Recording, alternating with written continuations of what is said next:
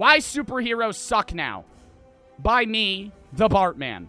Now, I know this slide looks a bit fucking rough, okay? I know it's not decorated. Wait until the next slides. I have fucking shit, okay, chat? I have pictures. And this is just the subject of the rant. Why Superheroes Suck Now. Issue of power and issue of plot. Before we get into this fucking disclaimer for all the Marvel nerds, I am a Marvel casual. I am not a superhero nerd. I do not know every single plot point, hero or villain. This is about Marvel/superheroes as a whole, not just the MCU, even though the MCU is the main point, okay? Because I know there's going to be some kids that are going to say, well, actually, in the comics, it's not like that. If you read the 6th comment on the Hulk, I don't give a fuck, okay? I'm going to rant my goddamn rant, and you're going to fucking bitch. That's fine, but I'm not a goddamn Marvel genius. Let's get into it. The start of power. This is where we're starting off. Look, there's pictures, chat. Big dubs. There's fucking pictures. The start of power. The first issue of Why Superheroes Suck Now. This is just a few pictures of early on Marvel MCU movies, right? A lot of the Avengers duos, the Avengers trios, quads, whatever, right?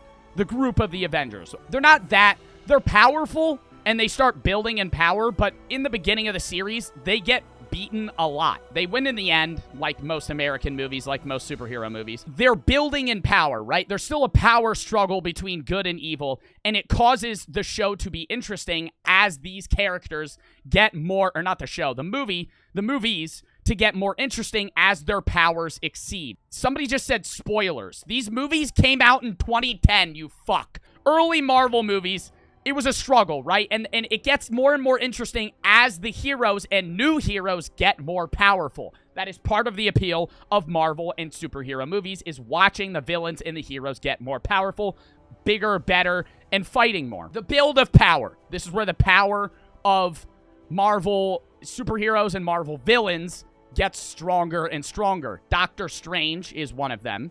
He is obviously a person that is kind of the pinnacle of power, especially when he had the Time Stone. Not going to get into that shit, though. Dormammu, a very powerful villain. What's this bitch's name? Thor's sister, also very powerful in Thor Ragnarok.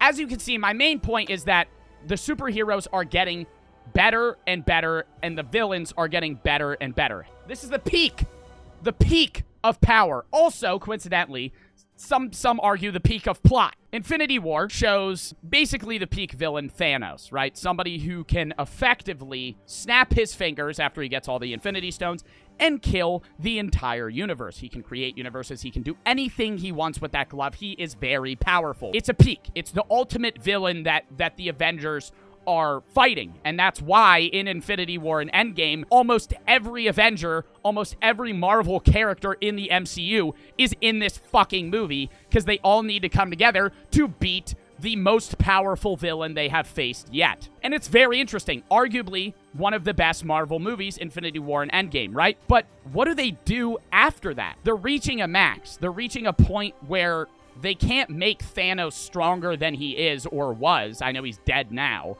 but they can't make him better. So they extend it. They extend the possibilities that they can have in terms of storyline and power. In Spider-Man No Way Home, Spider-Man, a.k.a. Tom Holland, a.k.a. Peter Parker, fucks up, and he gets Doctor Strange to effectively break the multiverse barrier in which all the previous people that know who Spider-Man is comes to the universe, including Tobey Maguire and Andrew Garfield, right? They introduce the multiverse. That's basically this movie. They introduce the multiverse so they can extend the story and they can extend the plot.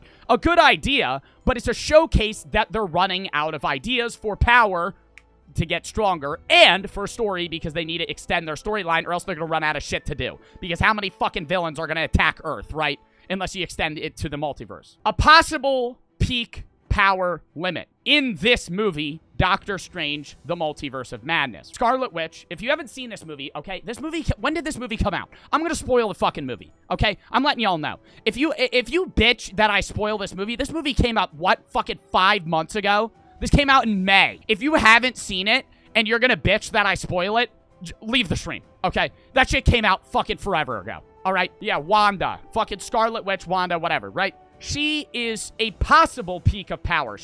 I don't know the exact terminologies again, because I'm not a Marvel fucking genius. but I've watched all the movies, right? It's a possible peak of power here. And it shows an issue. A lot of people love this movie. I am one of the people that love this movie. But after watching this movie, I noticed an issue. A big appeal to superhero movies is seeing an increase of power, seeing new characters that are bigger and better than previous characters in the past. This is the pinnacle. This is a possible peak on this power. Doctor Strange in the Multiverse of Madness meets all of the Doctor Stranges in different universes.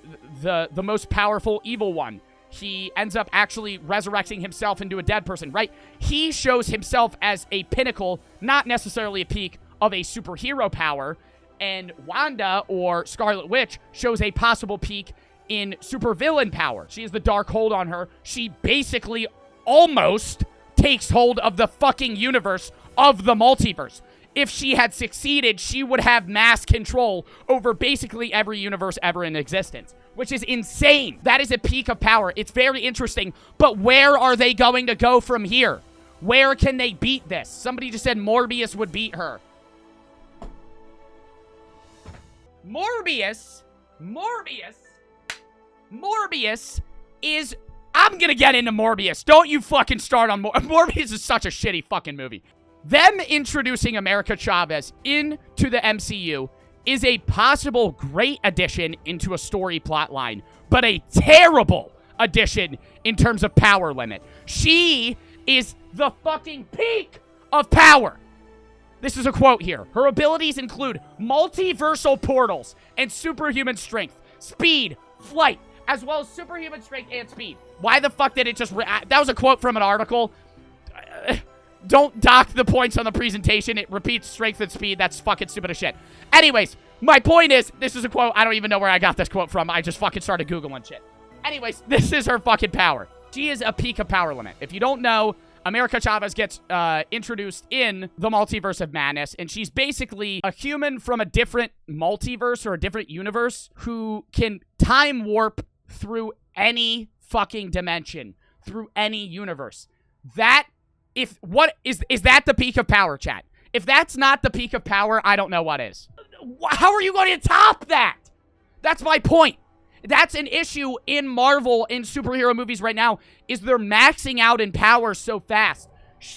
How are you going to get something that can beat that? They're starting to increase the power limits of these heroes to the point where it's becoming less interesting. If the next movie they come out with another person that's as powerful as Doctor Strange, oh boy, how interesting. Somebody that can also fucking warp space and time. Just like the other person. You know what I mean? It limits the oomph of the movie. It makes it less interesting in the regards of excitement. So what do they rely on after this? Also, side rant about America Chavez, because this shit pisses me off. America Chavez in the MCU. Her name is America Chavez. She wears a jean jacket with stars and stripes on it, and her portals through space and time are in the shape of stars. Her universe doesn't have the United States of America in it. So how the fuck is her name America? Why? What dumbass coincidence is that? And they explain it in the comics. I know they do, but in the movie they don't. Part of the entertainment is seeing power growth in movies. Both sides have unimaginably powerful individuals. It can't be topped. If the villains are maxed out in power and the superheroes are maxed out in power, it's less hype, right? It's less hype for the movies. It's less hype for new heroes. It's less hype for everybody because you're just... okay, you're adding another hero that's mid in terms of power level, right? So, what do they rely on? Heroes more plot-based than power-based. These are an example of movies that are around this area. More comedy, more plot-driven, love stories, side stories, drama. Deadpool saving his girlfriend in Deadpool. Star-Lord's family / love struggle. And I know Star-Lord was super powerful. Now he's not. He used to be a god. Star-Lord, yeah, blah, blah, blah. Now he's not.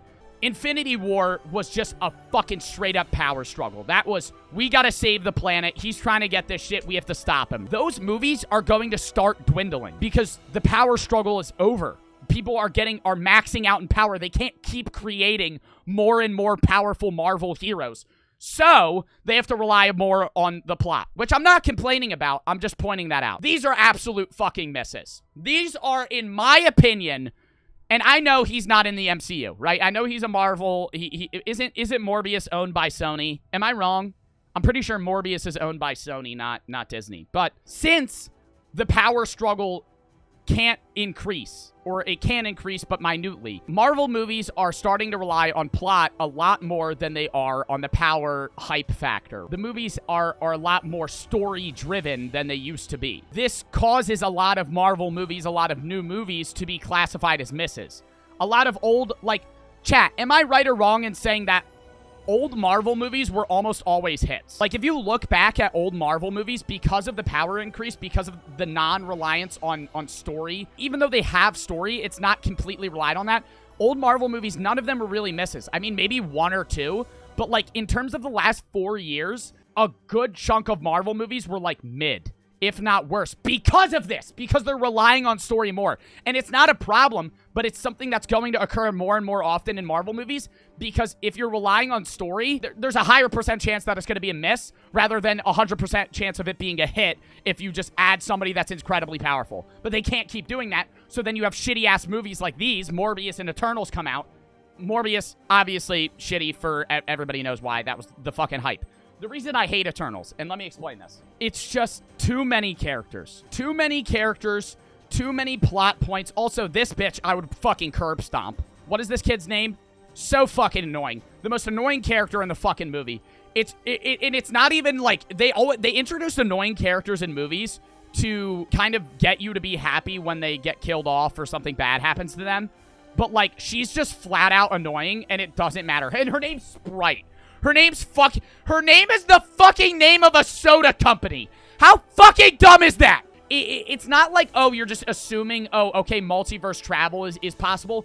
It's like they're building an entirely different story, and it's so bad. The only reason this movie wasn't a fucking complete miss is because this guy. Because he's somewhat funny. All of the other this guy was cool because he could build shit, and this guy was fucking funny. The rest are just misses. And none of their powers are even entertaining. They're all just their own sect. Like, this guy's like, what, super speed? Wait, what is this guy? No, he's not super speed. She's super speed. He's super strength. He can fly and use lasers. She had, like, if they all have their own fucking individual power, and it's just so fucking dumb. Like, it's such a bad movie. I fucking hated it. F tier, right? And it's because the plot was bad. Shazam is a movie that has similar aspects and power to this. Shazam is a group of kids that have their own individual powers and their own individual strengths. And they're not that, like, Shazam himself is very powerful, but, like, or the fucking kid's name himself, I know they all just say Shazam, but the groups behind him aren't that powerful. It's a central character, like this guy, and then a bunch of people behind him that have similar, if not less, strong powers, and they build a story around that.